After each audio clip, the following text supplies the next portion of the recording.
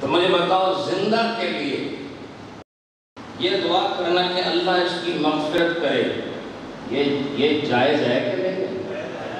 جائز ہے نا؟ بولو نماز کے آخر میں کیا دعا مانگتے ہو؟ پڑھو نا، رب اجعلنی، کیا ہے؟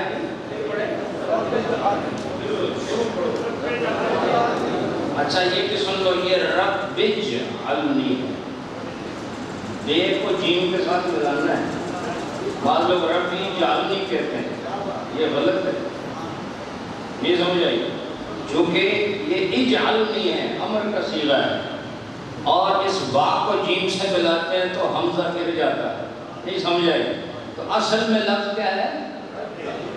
رب اجعلنی، کیا ہے؟ ربی نہیں ہے، ربی الگ پڑھو اور جعلنی الگ پڑھو، نہیں، اس کو اگر الگ پڑھنا ہے پھر ایسے پڑھنا ہوگا، ربی اجعلنی، سمجھ آئی کہ نہیں آپ؟ تو لہذا آپ کو پڑھنا کیا ہے؟ رب اجعلنی، آگے مقیم الصلاۃ ومن ذریتی، آگے ربنا وتقبل دعا، آگے ربنا اغفر لی، بس یہاں رکھو۔ یہ دعا کس کی ہے؟ حضرت ابراہیم کی دعا ہے، اور آپ نے اپنی زندگی میں اپنی مغفرت کی دعا مانگی ہے، اور فرمایا ربنا اغفر لی، اے اللہ میری مغفرت فرما دے۔ اس سے پتہ چلا مغفرت کا مانگنا یہ موت کے ساتھ متعلق نہیں، یہ بندے کے ساتھ متعلق ہے، مرا ہوا ہو یا جی رہا ہو، اس کے لیے مغفرت کا سوال کرنا چاہیے۔ رب اجعلنی مقیم الصلاۃ ومن ذریتی ربنا وتقبل دعا، آگے کیا ہے؟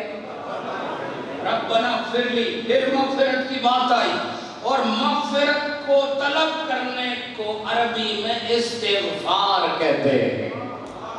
کیا کہتے ہیں؟ استغفار کہتے ہیں مغفرت کو طلب کرنا۔ بولو مدد ہمیشہ خیر سے ہو، تسی کہا میں اپنی بڑی مدد کی آتا تو لوگ آکھیں گے اپنی مدد نہیں کی، تسی جو بھی کیتا تسی کام کیتا ہے، جو بھی کیتا اپنے واسطے کیتا یا دوسرے واسطے، لیکن مدد ہمیشہ دوسرے سے ہوتی ہے۔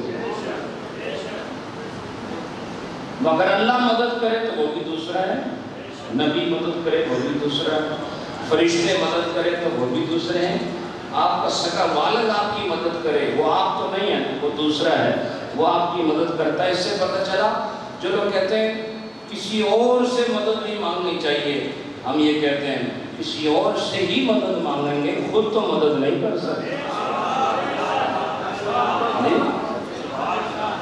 کسی اور سے ہی مدد مانگیں گے۔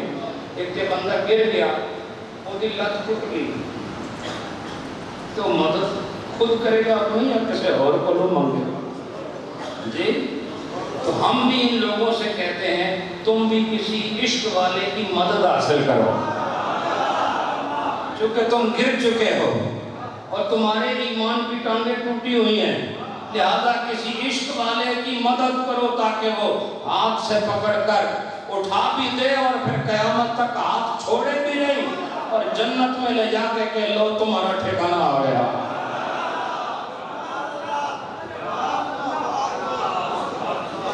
حضرات یہ بڑی خوبصورت محفل ہے، بہت پیاری محفل ہے، لیکن اللہ رب العالمین نے ہمارے لیے بہت سارا اہتمام کیا ہے۔ میں قسم کھا کے کہتا ہوں آج کہ آپ قیامت والے دن حیران ہو جائیں گے کہ خدا نے خود آپ کو بچانے کے لیے کتنے طریقے بنائے ہوئے ہیں۔ آپ کو پتہ ہی نہیں ہوگا کہاں سے مدد آ رہی ہو، کتنی سمتوں سے مدد آ رہی ہو، آپ کو خبر ہی نہیں ہوگی کہ آپ کے رب نے آپ کی معافی اور آپ کی مغفرت کے لیے کیسے کیسے اہتمام کیے ہوں گے۔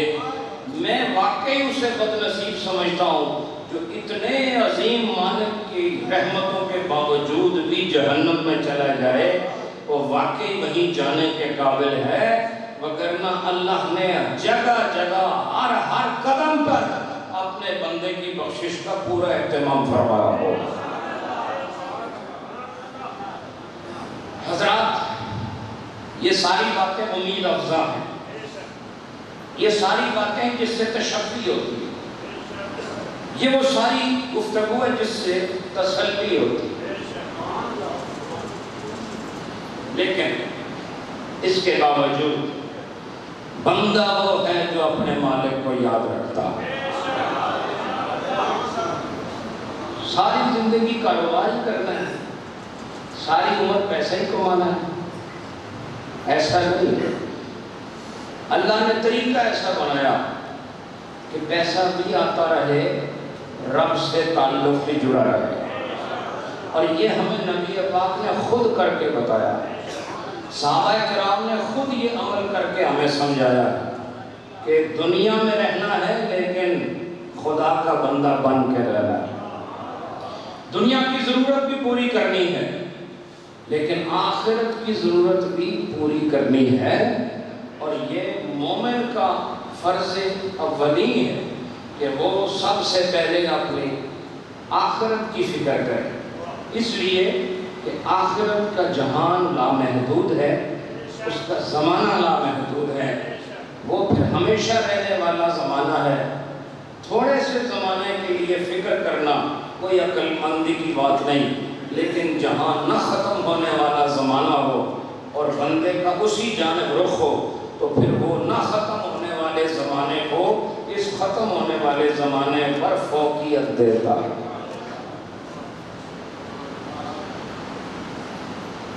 میں تمہیں ایک چھوٹی جی مثال نہ سمجھا دیں، ایک کرائے کا مکان چنگا ہوتا ہے یا اپنا؟ بس سمجھ دو،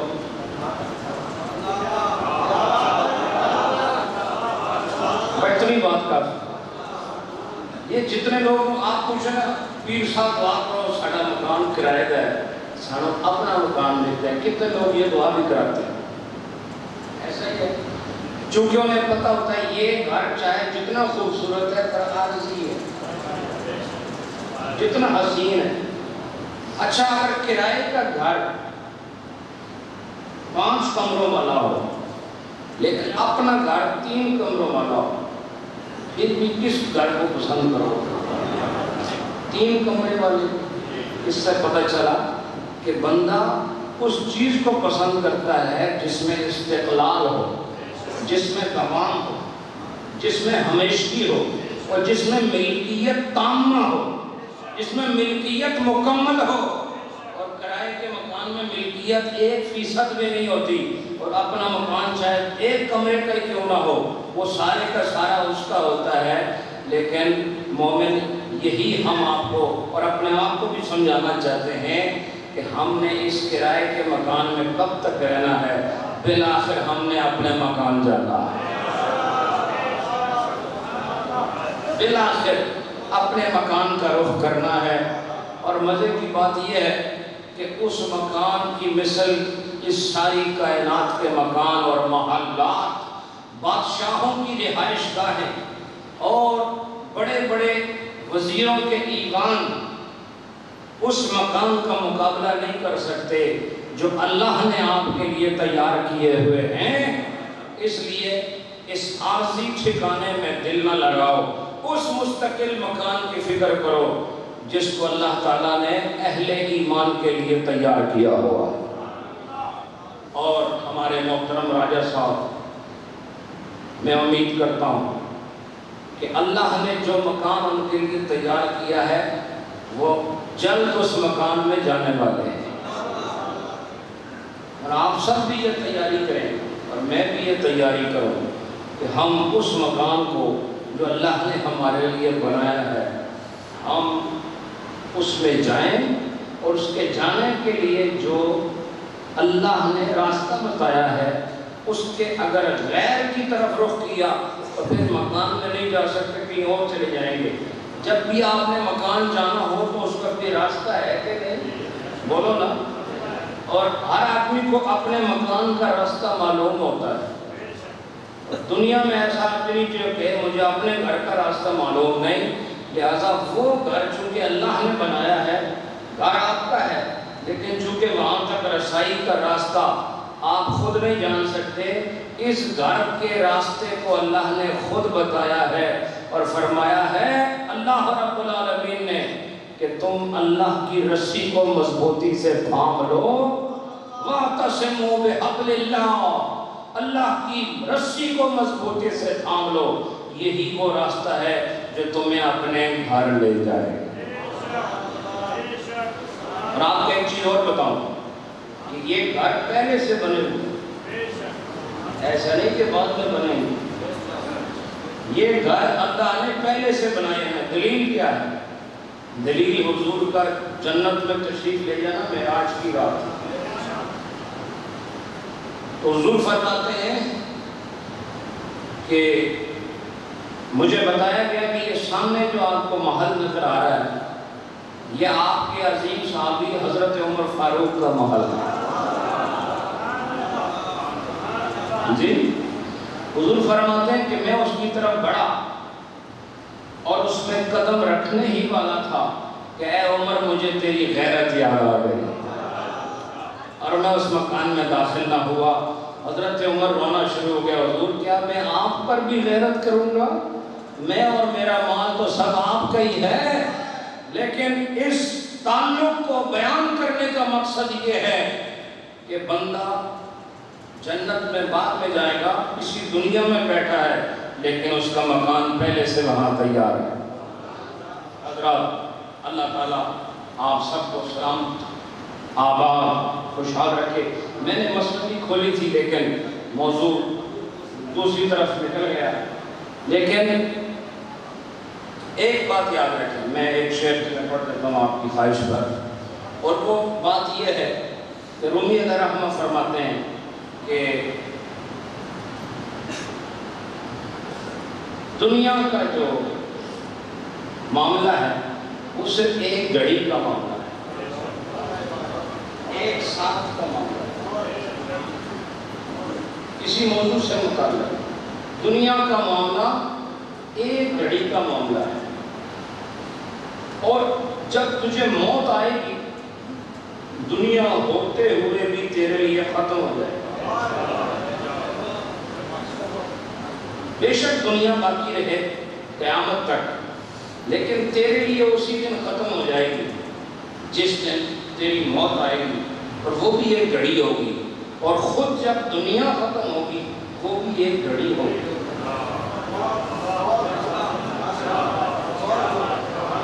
وہ بھی گھڑی ہوگی۔ تو فرمایا اس سے یہ پتہ چلا کہ ہر گھڑی تیرے لیے موت کی گھڑی ہے، اور ہر گھڑی تیری واپسی کی گھڑی ہے۔ اور پھر حضور نے یہ فرمایا، رومی علیہ رحمہ فرماتے ہیں، حضور نے یہ فرمایا کہ دنیا بھی بس ایک گھڑی کی دنیا ہے، ایک گھڑی کی دنیا ہے۔ میں اپنے ساتھیوں کو بتاتا رہتا ہوں کہ جب آدمی سویا ہو، بیدار ہونے کے بعد کسی جو 5, 6, 7 گھنٹے گزرتے ہیں، ابھی آپ کو پتہ چلا 1 منٹ بھی گزرا ہے، بولو نا آج رات کو سوئے تھے آپ کو تھی تو ہون بھی سوچے ہوئے رات کی دور بھی کرنا ہے۔ تو یہ جو آپ رات ساری سوئے رہے تو جب صبح اٹھے تو کوئی پتہ چلا کہ 5, 6 گھنٹے آپ کو گزر گئے۔ اچھا چلو یہ تو چلو رات کی بات ہے، وہ اصحاب کہف 300 سال ایک بار میں سوئے رہے، ایسا ہی ہے نا؟ تو جب اٹھے تو ان کو پتہ چلا کہ ہم پر 3 صدیاں گزر گئی، تو پھر معلوم ہوا کہ واقعی یہ دنیا گھڑی ہے، یہ گھڑی کی بات ہے، اور حضور نے فرمایا یہ دنیا ایک ساتھ کی بات ہے۔ لہٰذا ابھی راجہ صاحب تشریف لے گئے دنیا سے، یہ ایسے گھڑی کا معاملہ تھا، اور آج جو میں خطاب کر رہا ہوں بہت جلد ہمارا بھی وقت آئے گا اور بیچ میں جو زمانہ گزرے گا یہ بھی گھڑی کا معاملہ ہوگا، اس لیے گھڑی کا پتہ کوئی نہیں، اس گھڑی کی حفاظت کرے، حفاظت کر، ہر وقت تیار ہے گھڑی، کسی گھڑی بھی گھڑی آ سکتی ہے، سمجھ آئی کہ بھئی اس سے پہلے کہ وہ گھڑی آ جائے تم پہلے سے اپنی گھڑی ٹھیک کر لو تاکہ عمل کا قبلہ درست ہو۔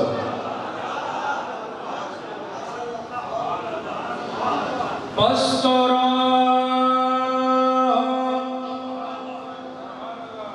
ہر لحظہ مرگو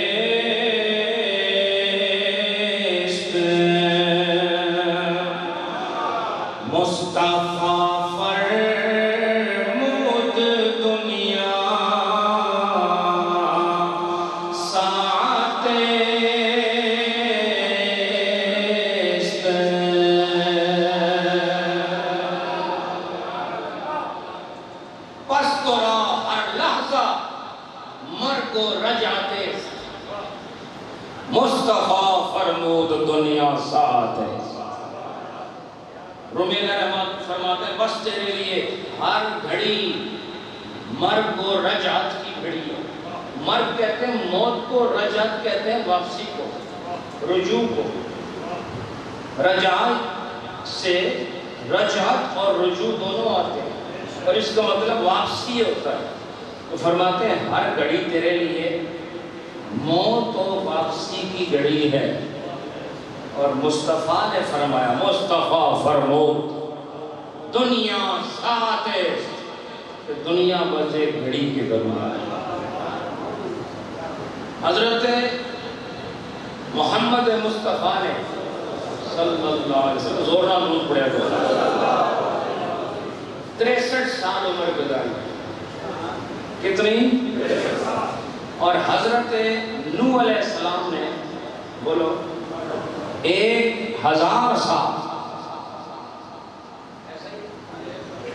1000 سال عمر گزاری، لیکن نبی پاک کی عمر 63 سال بظاہر معلوم ہو رہا ہے تھوڑی عمر ہے، تو ہم حضرت نوح علیہ السلام سے پوچھتے ہیں کہ آپ نے تو 1000 سال گزارے، پس ترا ہر لحظہ مرگ و رجعت ہے، مصطفیٰ فرمود دنیا ساتھ ہے۔ حضرت نوح علیہ السلام سے پوچھا گیا جب آپ کے وصال کا وقت آیا، 1000 سال آپ نے گزارے، تو آپ کو کیسا لگا اتنی لمبی عمر؟ فرمایا ایسے ہی لگا کہ میں ایک مکان کے دروازے سے داخل ہوا اور پھر اگلے دروازے سے واپس باہر نکل گیا۔ تو پھر یہ ماننا پڑے گا، پھر سن لو ایک دفعہ، پھر سن لو، پس تورا ہر لحظہ مرگو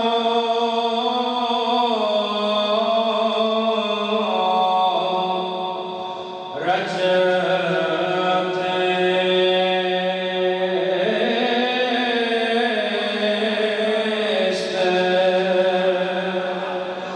مصطفیٰ فرمود دنیا ساتھ است۔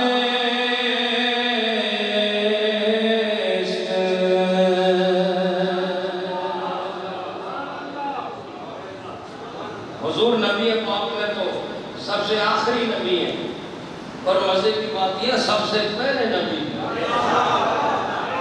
جی، تو حضور نے آخر میں آ کر تھوڑی عمر، اور پیچھے جائیں تو عمریں زیادہ ہیں،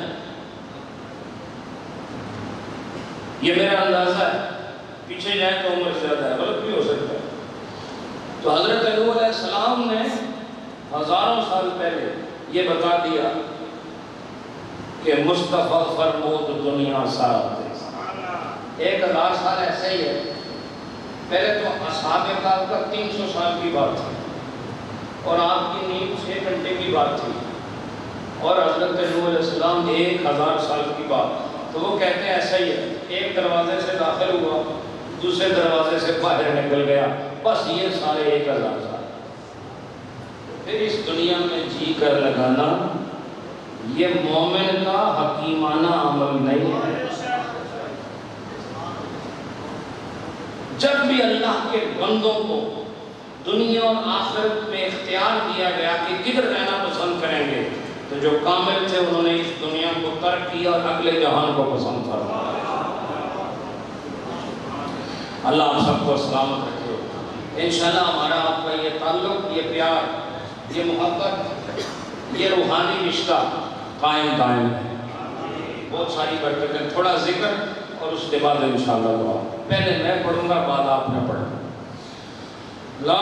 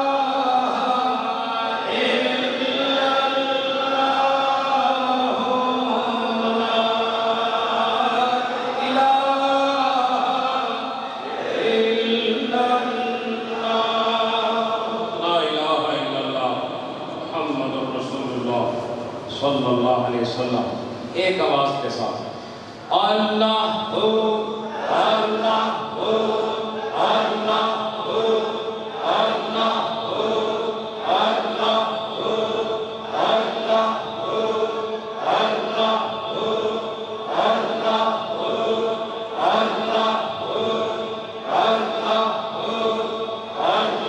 ہو اللہ ہو اللہ ہو اللہ ہو اللہ ہو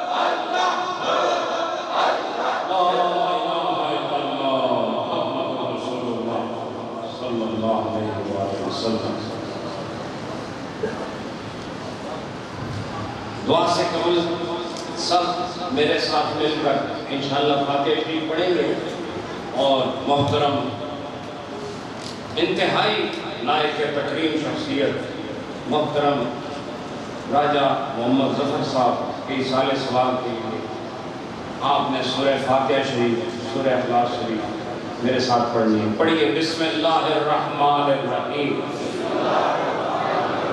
الحمدللہ رب العالمین الرحمن الرحیم مالک یوم الدین ایاک نعبد و ایاک نستعین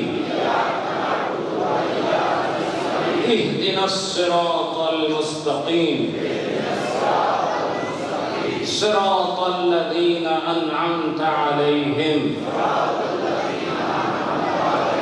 غیر المغضوب علیہم ولا الضالین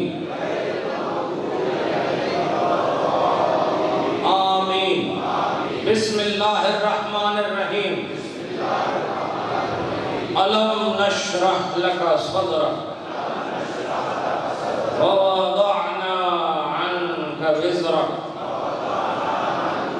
الذي أنقض ظهرك ورفعنا لك ذكرك فإن مع العسر يسرا إن مع العسر يسرا فَإِذَا فَرَغْتَ فَانْصَبْ وَإِلَىٰ رَبِّكَ فَارْغَب. بسم اللہ الرحمن الرحیم. قُلْ هُوَ اللَّهُ أَحَدٌ اللَّهُ الصَّمَدُ لَمْ يَلِدْ وَلَمْ يُولَدْ وَلَمْ يَكُنْ لَهُ كُفُوًا أَحَدٌ. قل هو الله أحد الله الصمد لم يلد ولم يولد ولم يكن له كفوا أحد. قل هو الله أحد الله الصمد لم يلد ولم يولد ولم يكن له كفوا أحد. آمین. الحمدللہ رب العالمین.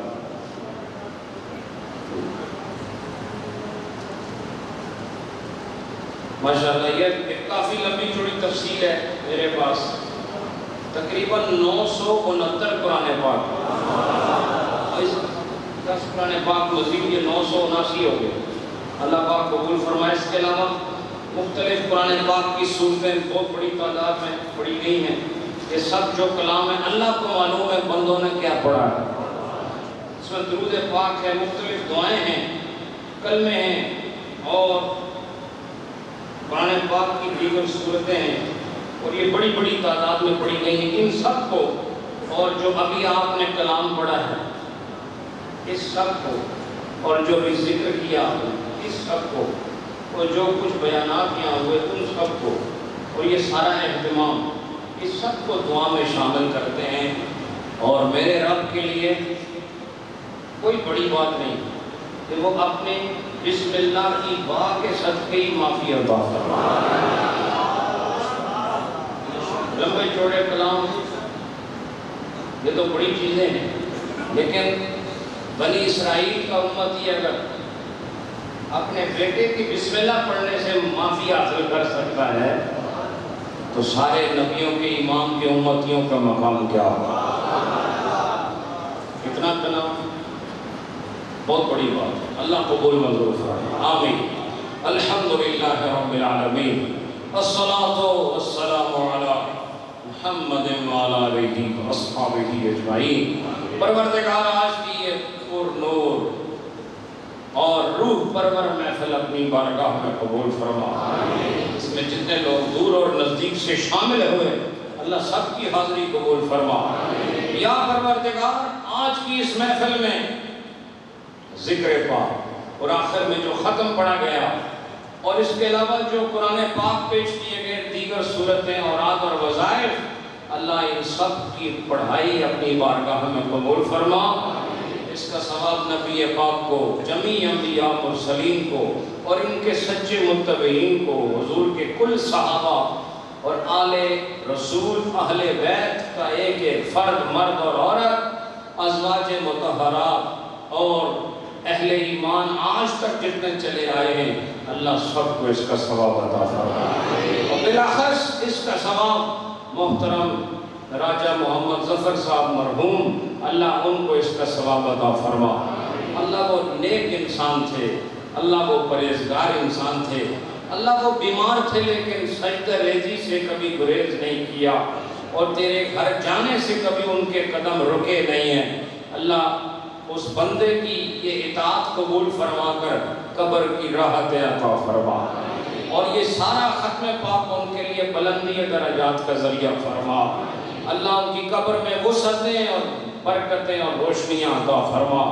حشر والے دن نبی کا ساتھ اور نبی کی شفاعت عطا فرما، اور نبی کے حمد کے جھنڈے کا سایہ ان کو اور ہم سب مسکینوں کو عطا فرما۔ پروردگار آج کی اس محفل کے جتنے شرکاء ہیں، ان سب کے اقارب اعزہ کو بھی اللہ اس کلام کا ثواب عطا فرما، اور خلیفہ محمد اعظم صاحب کے برادر اصغر محترم چودھری محمد اسلم مرحوم، اللہ ان کو بھی اس سارے کلام کا ثواب عطا فرما، اور ہمارے بچھڑے ہوئے جتنے رشتہ دار، جاننے والے اور مشائخ طریقت اور اہل اسلام، اللہ سب کو اس کا ثواب عطا فرما۔ پروردگار آج یہاں جتنے آئے ہیں اور جو ہم سے دعاؤں کے لیے کہتے ہیں، اللہ تو آج سب کی مرادیں پوری فرما، اللہ سب کی پریشانیاں دور فرما، اللہ سب کے دکھوں کا مداوع فرما دے۔ پروردگار جن کی اولادیں نہیں انہیں نیک اولادیں عطا فرما۔ پروردگار جن لوگوں کے روزگار نہیں ہیں ان کو رزق حلال عطا فرما، اور جن کے نیک راستوں میں رکاوٹیں ہیں، اللہ تو حل المشکلات ہے اور تو مجیب الدعوات ہے۔ اللہ سب کے جمیع منازل حق کی رکاوٹوں کو درمیان سے دور فرما دے، اور سب کے لیے حق کا سفر آسان فرما دے۔ اللہ ہمارے صغیرہ اور کبیرہ گناہ معاف فرما، ہمارے ظاہر اور پوشیدہ گناہ معاف فرما، دانستہ اور نادانستہ ہونے والے اعمال بد کی معافی عطا فرما۔ اللہ نفس و شیطان کی شرارتوں سے پاک فرما، ظاہر اور باطن کو طہارت کلی عطا فرما۔ اللہ ہماری نظروں کو حیا کا نور عطا فرما، ہماری زبانوں کو اپنے ذکر کی لذتیں عطا فرما، دلوں کی ہر دھڑکن کو اپنی یاد سے آباد فرما۔ اللہ ہماری روح کو غذائے روحانی عطا فرما، اور ہمارے جسم کو غذائے جسمانی حلال عطا فرما۔ پروردگار یہاں جتنے آئے ہیں سب کو دو جہانوں کی برکتیں عطا فرما۔ راجہ صاحب کی ساری اولاد پر رحمت نازل فرما، انہیں باہمی اس پورے کنبے کو، اس پورے قبیلے کو باہمی اتفاق، اتحاد اور آنے والے شب و روز میں مل جل کر آگے بڑھنے کی توفیق عطا فرما۔ اور ہم سب کے جو بزرگ زندہ ہیں اللہ انہیں لمبی عمریں عطا فرما، اور ہمیں ان کی خدمتوں کی توفیق عطا فرما۔ ہمارے بچوں کو دینداری عطا فرما، اللہ ہمیں دین کے لیے، اسلام کے لیے صحیح معنوں میں خدمت کا جذبہ عطا فرما۔ ملک پاکستان اور اہل اسلام پورے روئے زمین پر جہاں جہاں بسرے اللہ سب کی خیر فرما، سب کی عزت آبرو جان مال کی حفاظت فرما۔ اللہ ہمارے ایمان کی حفاظت فرما، اور بوقت موت ہم سب کو کلمہ پڑھنا نصیب فرما، اور قبر و حشر کی جملہ منازل ہمارے لیے آسان فرما۔ اس پورے علاقے پر اللہ اپنی رحمت نازل فرما، سب کی نیک عرضیاں قبول فرما۔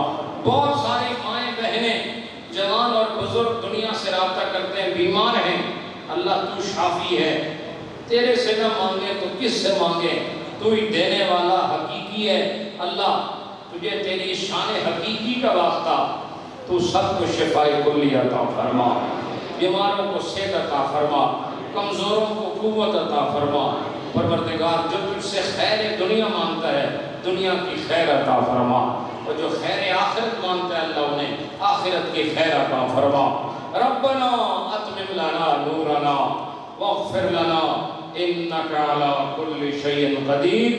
صلی اللہ علی حبیبہ محمد وعلی آلہ وأصحابه أجمعين برحمتك يا